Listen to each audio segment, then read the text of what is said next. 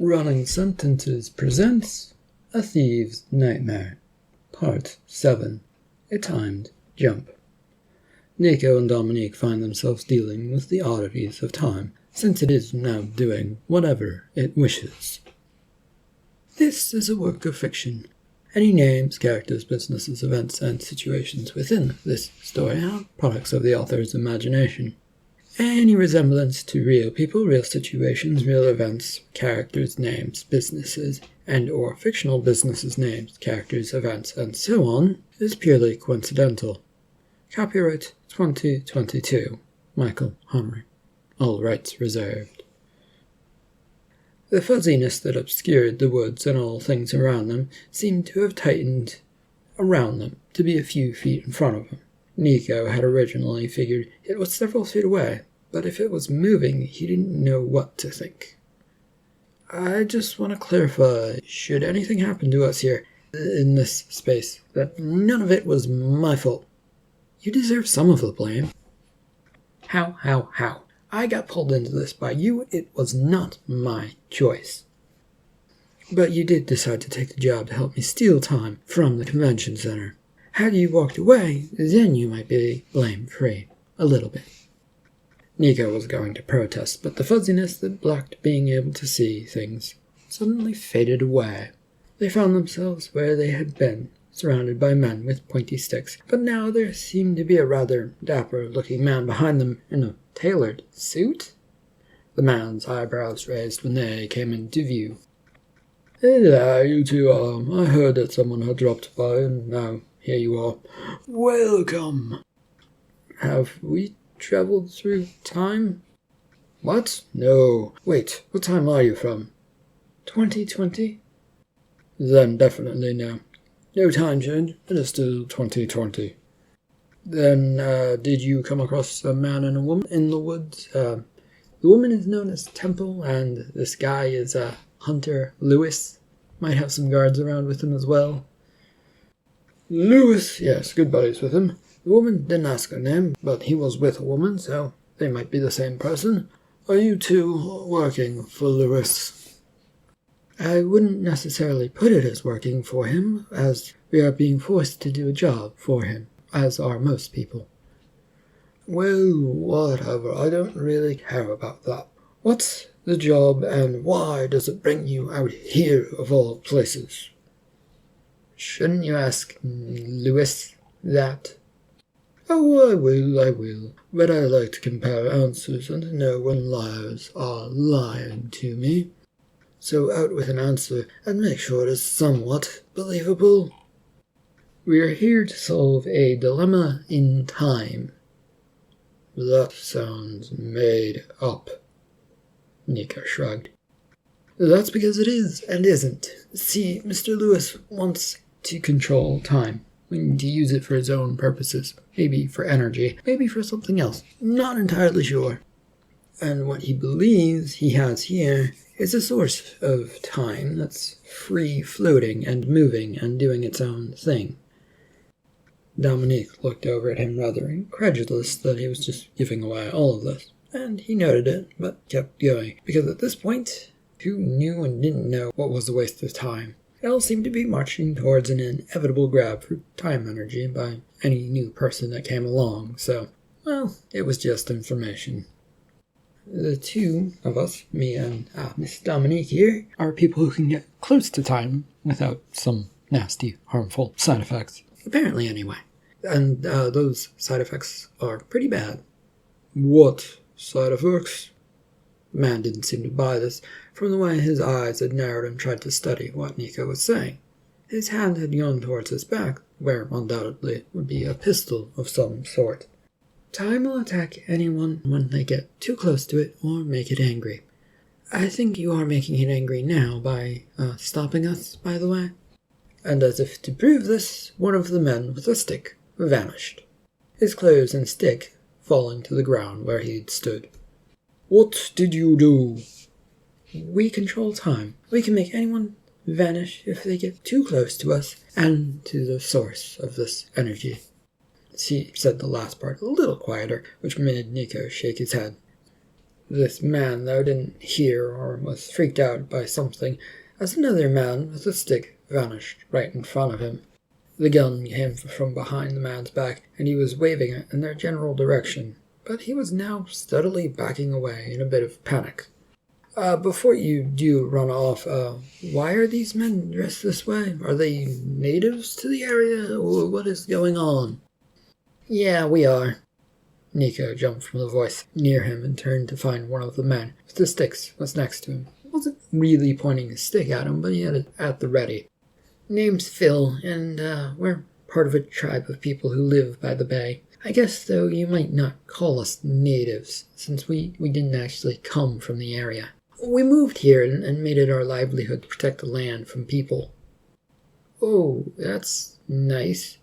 And you let Hunter Lewis and that man boss you around and do whatever they want? Pete? Well, yeah, they do pay us and allow us to look over the land if we look a bit the other way. No real harm in doing that, since I haven't really done anything here. Okay,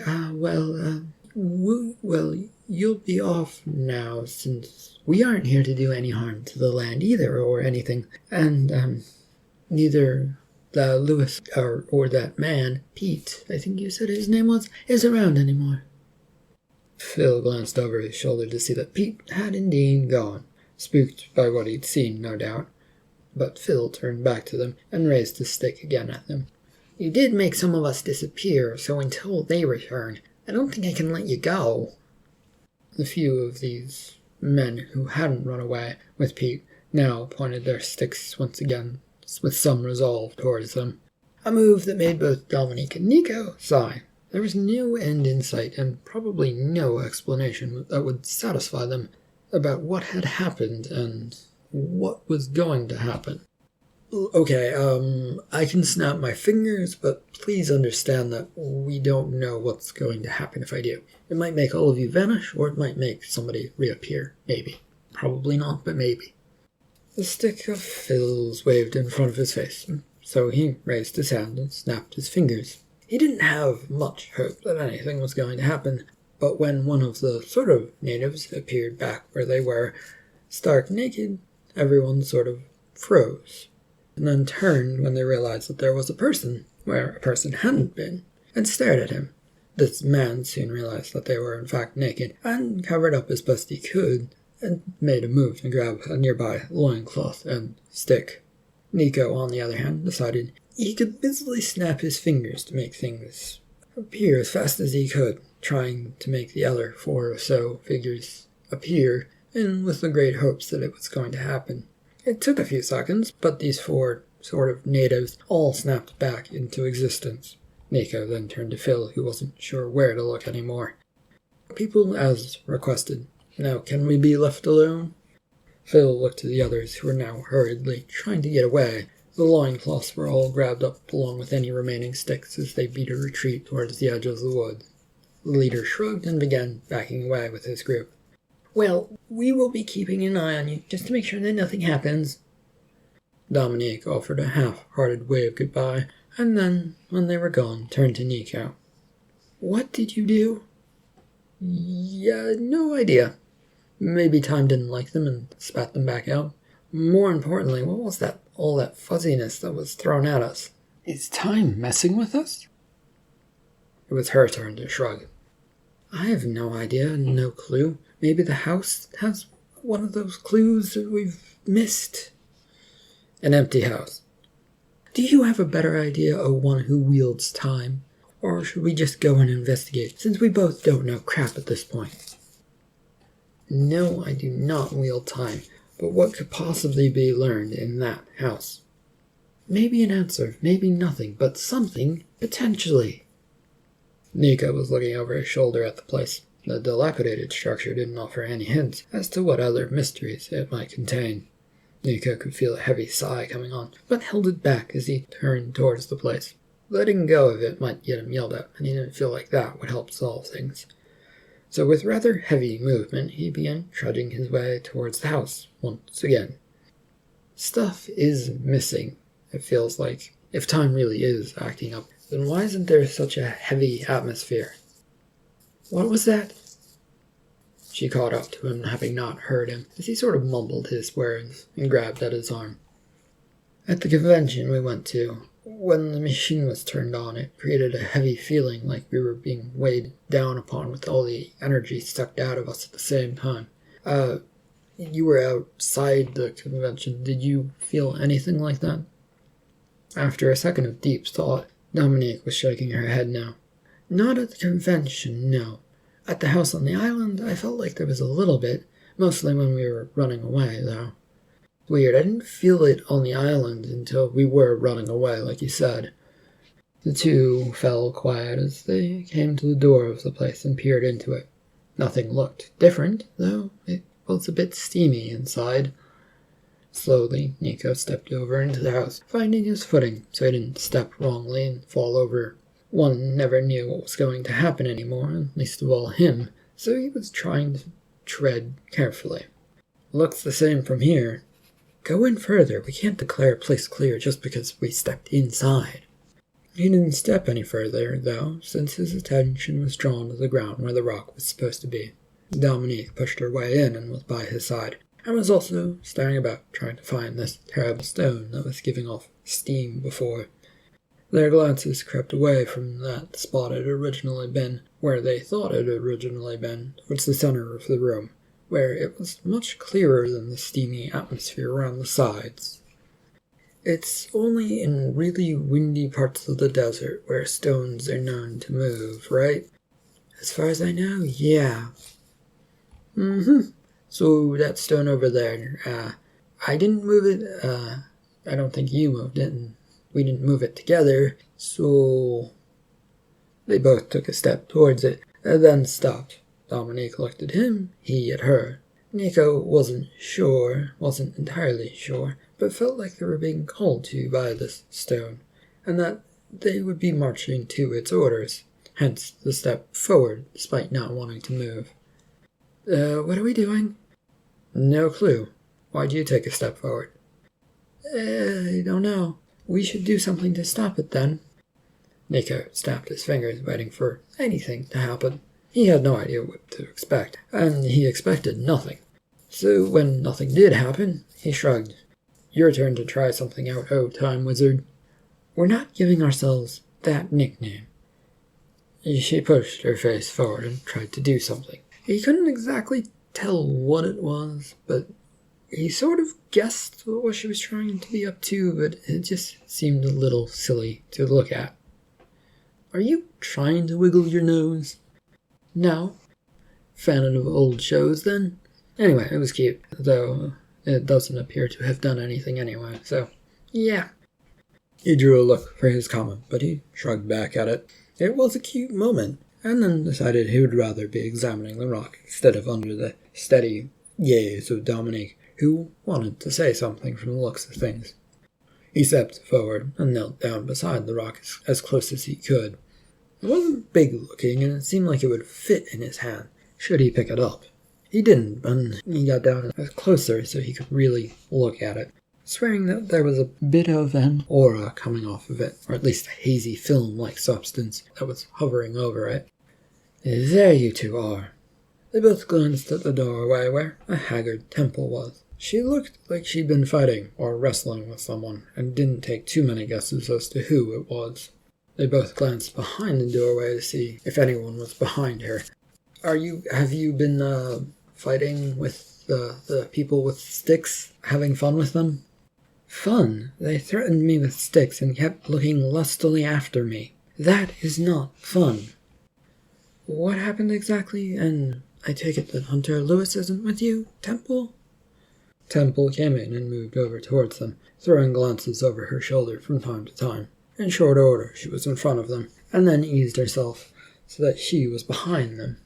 Lewis disappeared off with one of the locals saying something about a negotiation, but left me in their hands. He said, look after her, and don't let her do anything. And so they jumped you? Sort of, yes. It was mostly looks, but one did grab me before I started throwing punches. Why? Don't you believe me? Well, yeah, I believe you. I'm only trying to figure out what's happened so that I know how to deal with people should they come back around.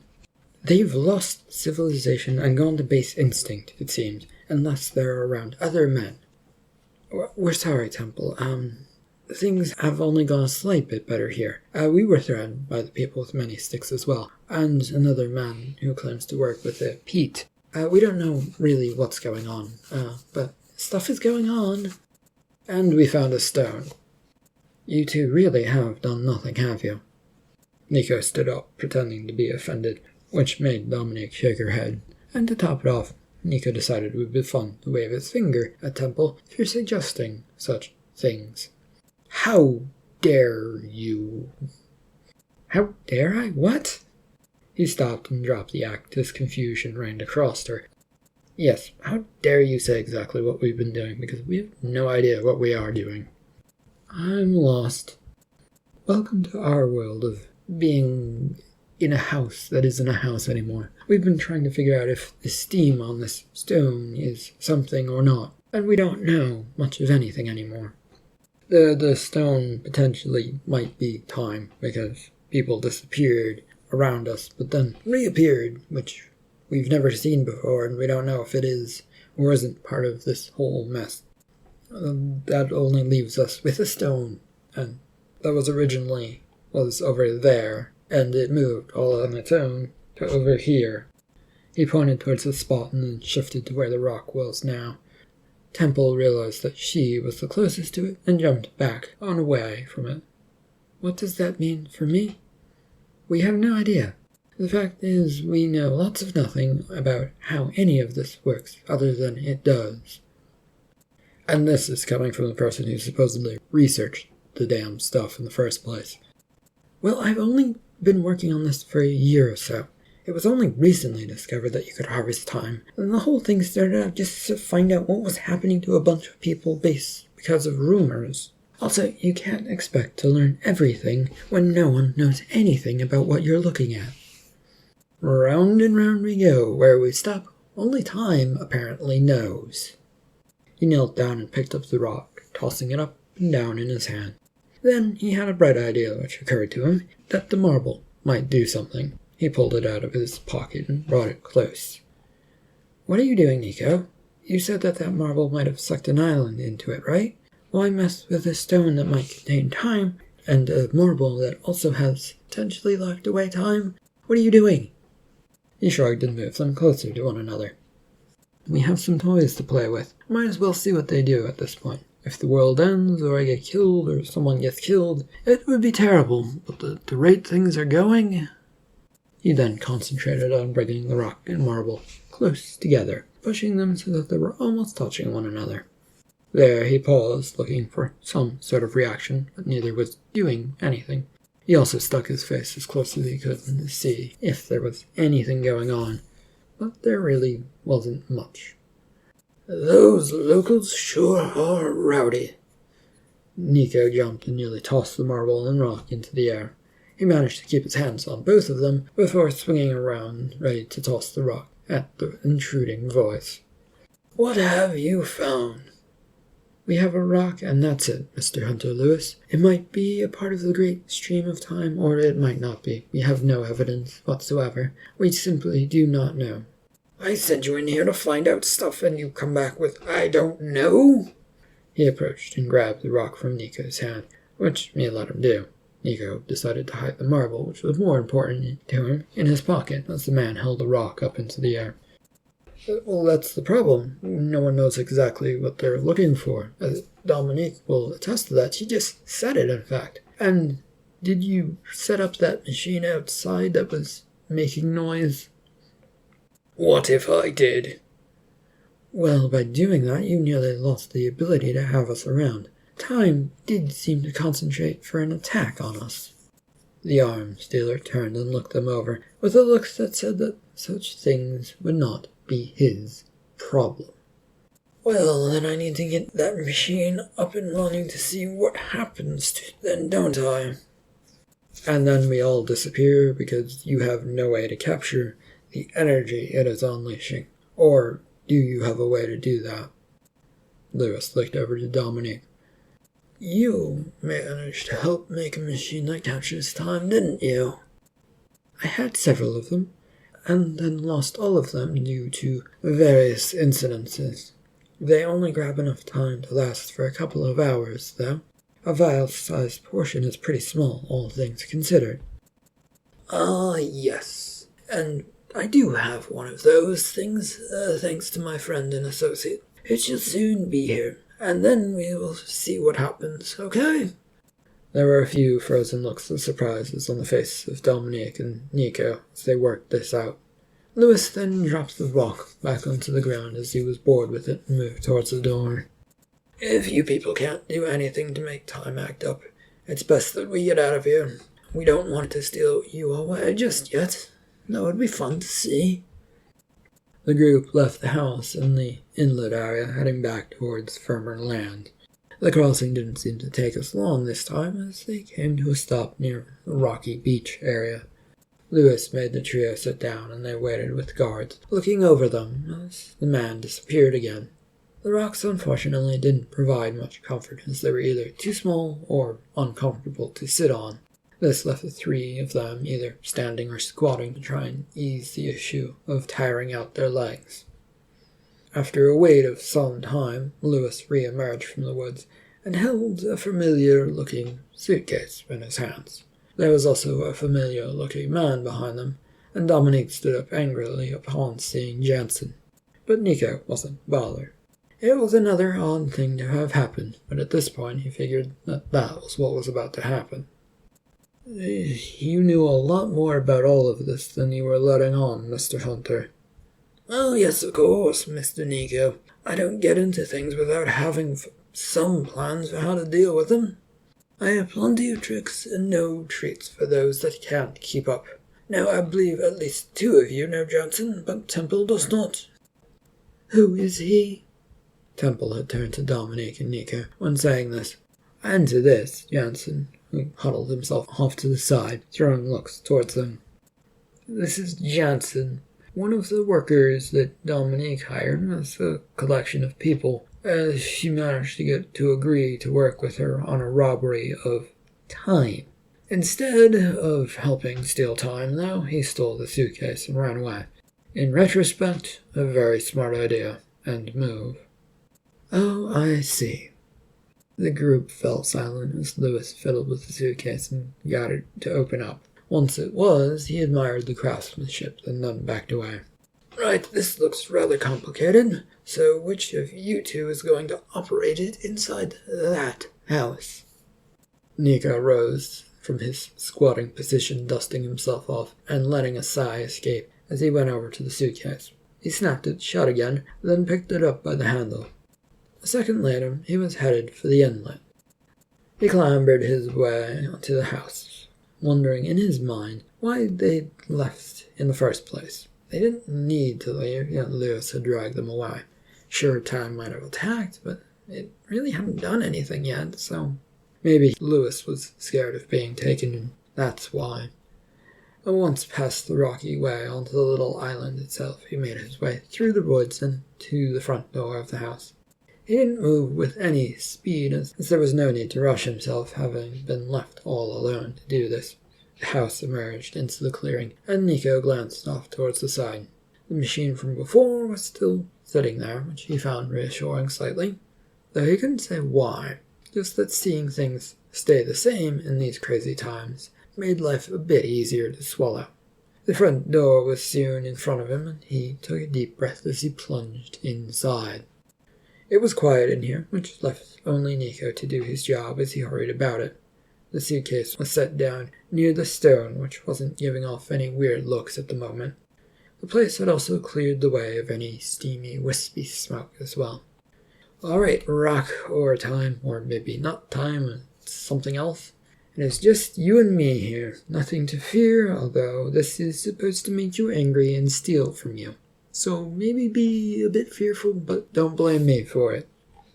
He shrugged to himself and kept muttering as he opened up the suitcase. It was a simple affair once it was open. Flick a few switches from the off position to on, then stand back and let it do its thing. He got up and backed away with this done, and listened to the small thrum that came from the suitcase, as the room lit up with sudden lights inside of it. Nico braced himself for the sudden air-sucking and heavy feeling that should come.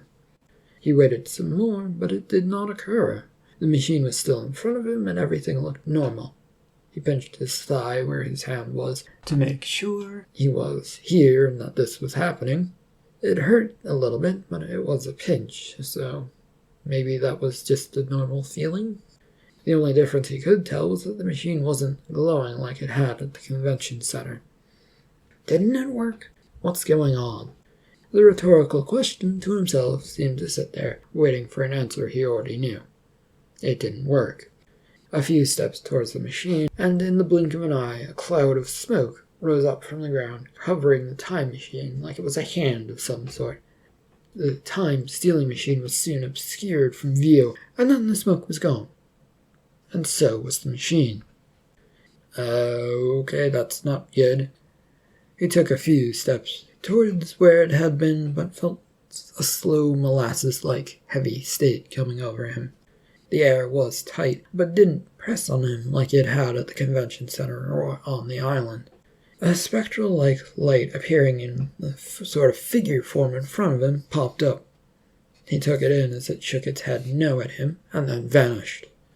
In a snap of things, everything went back to normal, and Nico stumbled backwards, falling onto his butt. His mind was not taking in what had happened, since it didn't make any sense to him. When things felt really normal again, after a minute or two, he slowly began to get up. The machine was still gone, and the room was darkened from the sun moving towards setting. He eventually rose shakily from the ground and began heading out, trying to figure out what he would say. The sun was now fully setting by the time he got back to the spot on the beach where everyone was waiting for him. Lewis had spotted him first, then darkened when he saw that he wasn't carrying anything. The rest looked up a second later. "What's happened? Where is my new machine?" "Well, it was taken by the creatures that control time, I guess, maybe?" "What does that even mean?" Nico scratched the back of his head as he stumbled about trying to find a suitable answer, his feet tripping on the rocks. He eventually would just sit down and stare out towards the harbor, thinking hard. "I think that there is some sort of creatures that control time, or maybe they are time, or they are maybe used parts of time to make things move along in the world. I think...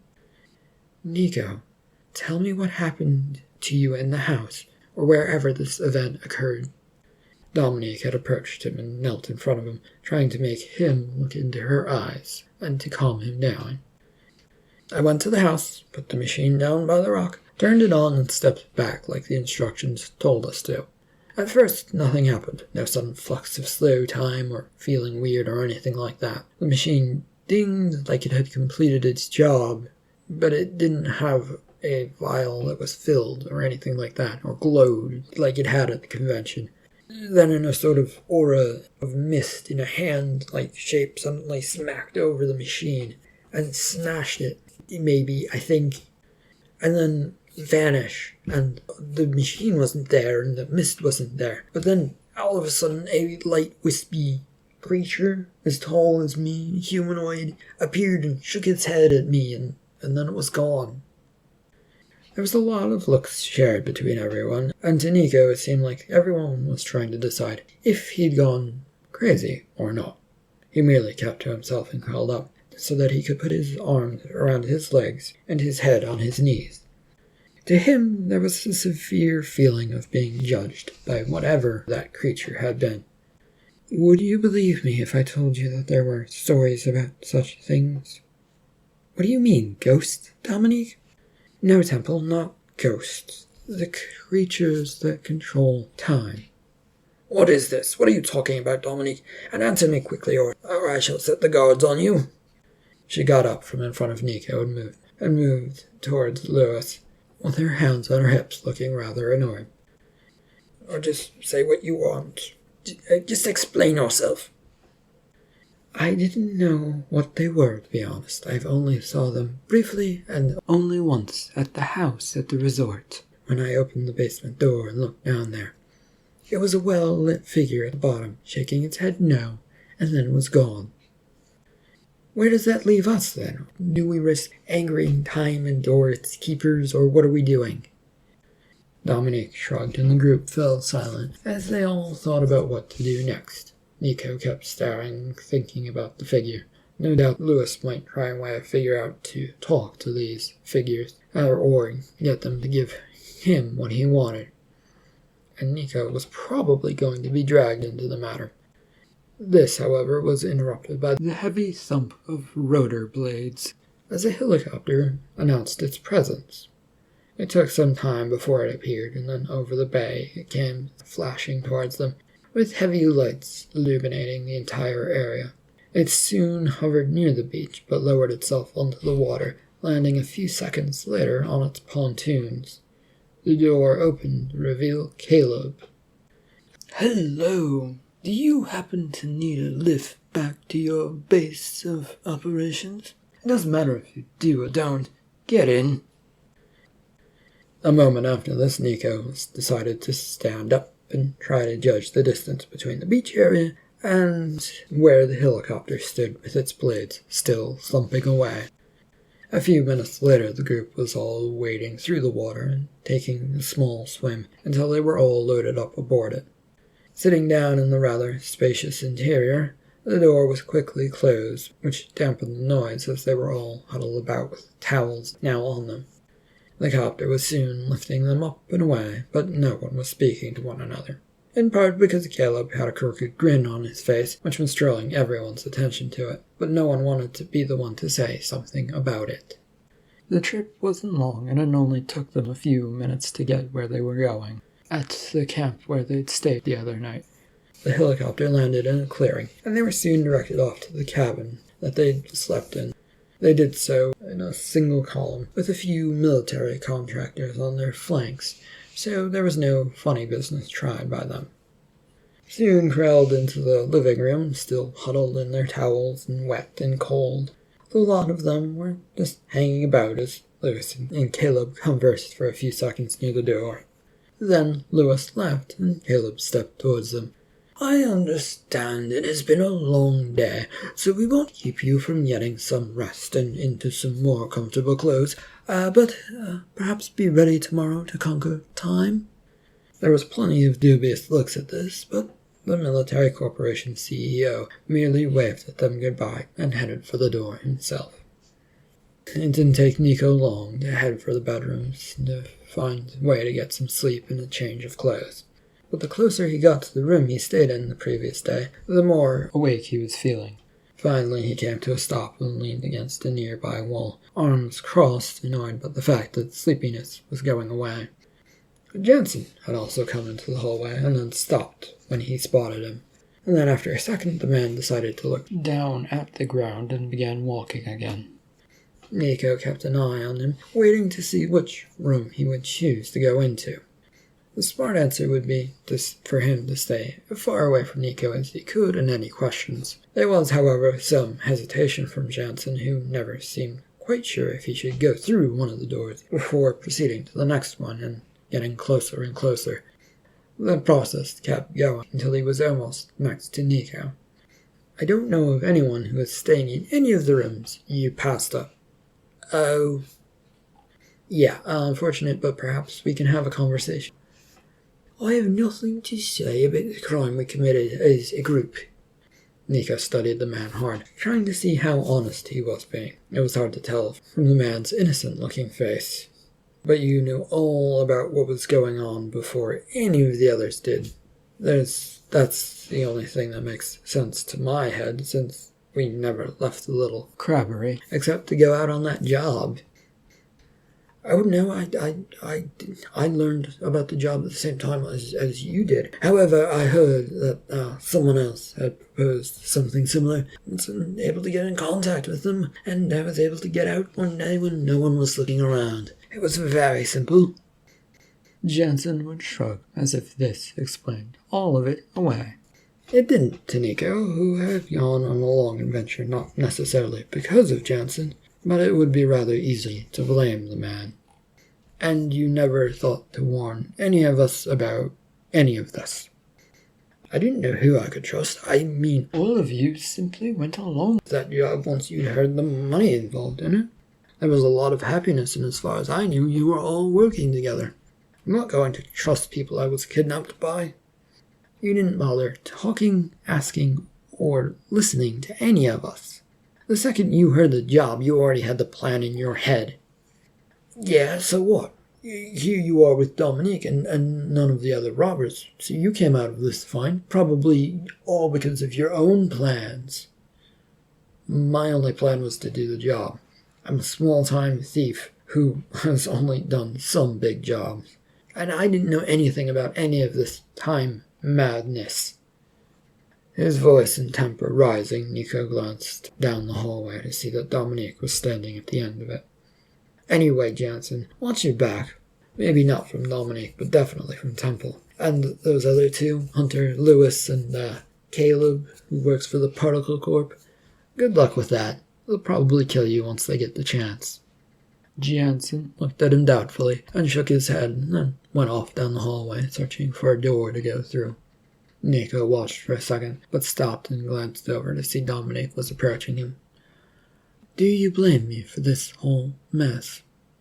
A little, yeah. I wouldn't be in this mess if it weren't for you.